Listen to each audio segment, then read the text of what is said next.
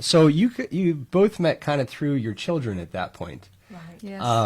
And I know that even if children are friends, it doesn't always necessarily mean that the parents are going to be friends. So how did you two really come to form your bond together? Well, we really just started working together. Judy had more of a background in the disability parent realm. You want to share? Denny didn't have much of a transition in her school system, Okay. so we worked hard with that. And I got involved with we created, with her school system, we created a special education kind of advisory committee that was made up of parents and teachers and the special ed coordinator, and trying to get some interaction there, and we helped make some things happen. And then I got involved with Auburn University and the beginning of their transition conferences, and also got hooked up with the State Department of Education and helping them with their transition program, because when Denny was in high school, there wasn't one. And so I was helping them develop one.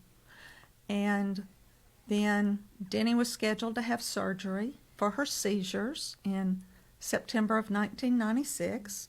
And in July of 1996, Mabry Whetstone, who was the special ed coordinator for the state, and Dr. Phil Browning, who was at Auburn handling all of the transition education in the special education department, called me in and told me that I had been written in to the Systems Change Transition Grant for the state by name as the parent support specialist. It seems like a common theme. Yeah. And I said, excuse me, but I have not worked outside the home for pay in 27 years. And Denny is facing surgery, and there's supposed to be side effects, and I don't have time for this. And they told me to pray about it. And they said, you're already doing the work, you might as well get paid. And it's only a half-time job. And I'm going, yeah, right. At the same time, I had gone through a program called Parents in Policy Making in Alabama, which is a leadership program for parents of children with disabilities and individuals with disabilities. And it is an awesome program. And it was sponsored by the Developmental Disabilities Planning Council of Alabama. And it was just wonderful. And I really wish we still had this program in Alabama. It's a highlight. And Joan Hanna, who was the director, and Cheryl Matney, who had of the Dede Council, and Cheryl Matney, who had been the director of the Partners in Policy program, called me in and said that Cheryl was burned out and I needed to take the directorship of the program. So you go from kind of like a part-time job to being the total director. And I'm like, excuse me. And they too told me I needed to pray about it. They told me I was the only one who could just step in and do it. And I'm going, what are y'all talking about? And Cheryl said, here, there's a manual that'll walk you through it step by step, and I'll be here to help you. Of course, I never saw her face again. So, and this is only a half-time job. Now, never mind that she had been full-time, but they were willing to pay me what they paid her for half-time. So I went home and I prayed, and God told me to take both jobs. And I'm going, God, I heard an S. And he said, yes, take both jobs. So I did. I stepped out in faith and I accepted both jobs because they were grants and they didn't start until October 1st. And they said, it's fine. You can start whenever you want, whenever Denny gets okay. And then Denny had her surgery in September, and 36 hours later, something happened neurologically which the doctors could not explain, and God simply called her home. And so all of her organs that we allowed to be donated were donated. They were all good, and that was her last request. And then we brought her home and had a celebration service, and it was overflowing with people.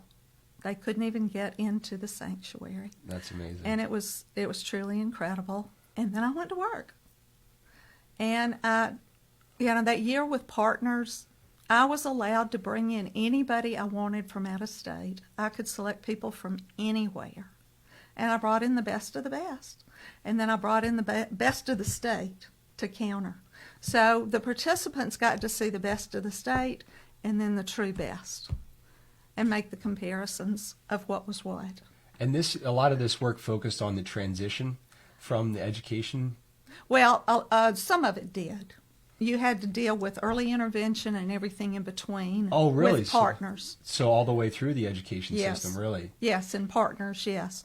But on the flip side, with the Department of Education, I was doing total transition. Okay. And we were setting up systems change transition grants throughout the state. And in the 3 years I was there, we set up 39 grants. Wow. And we got $10,000 grants from the DD Council for each one of those to help with whatever they wanted to do locally.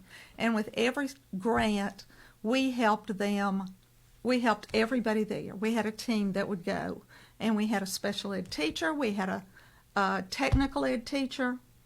I went to work with the parents, and we covered everything, and then we set up a community transition team with businesses and parents and people from the community, bankers and lawyers, and everything was just humming along because they were helping the kids from the schools go out into the community and get jobs, and the teachers and the schools and the community were all working together, and things were really working the way they were supposed to work. And Mrs. Cobb, were you kind of through that process as well, getting involved?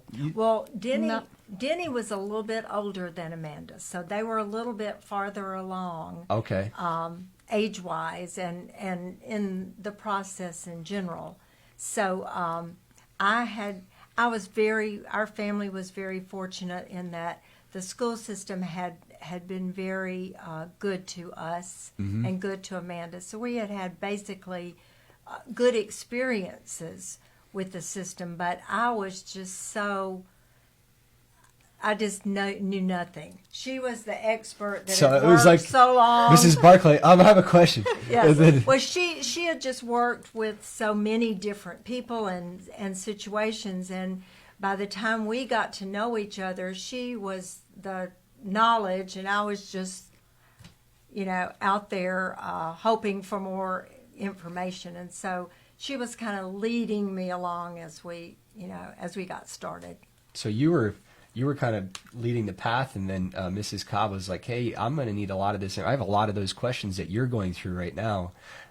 So that's really how you two came together as friends between you two, not just your kids at that point. Yeah.